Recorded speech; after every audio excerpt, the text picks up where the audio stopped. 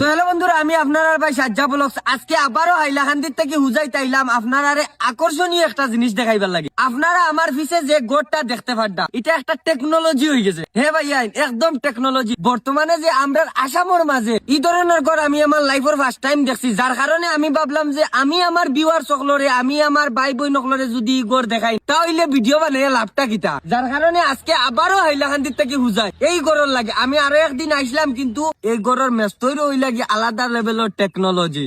কারণ এটা যে আমি আর তুমি বানাইছো না, এটা যে বানাইছন, যে রাজমিস্ত্রি বানাইছন, যতটা মেহনত করছন, এটা ভাই বলিয়া বুঝার ভাষায় নাই যে এত মেহনত লাগবে একটা ঘর বানাইতে। আপনারা আগে আগে আমরা কইতাম না নিজে বর্তমানকুর যে সিজন এউতর সিজন বাসার ঘর, সেম বাসার ঘর ইটা ঘর খানো থাকে জানোনি, দুবাইত থাকে বা আমরা ইন্ডিয়ার বাইরে বাইরে দেশও থাকে। আমরা ইন্ডিয়াত আমার জানা মতো যদি বর্তমানে এই ঘর আমার চকুত লাগছে, কারণ গুগলেও যদি আপনারা সার্চ করেন, বিশ্বাস হয় না সাজ্জা ব্লগসর কথা শুনিয়া, তাহলে আপনারা হয়তো কেউ সার্চ করিও দেখতে পারেন আসাম ওই জিনিসটা হইছে। তো এখন আমি আপনারা তো দেখাইছি ঘর, আপনারা দেখতে পারছেন।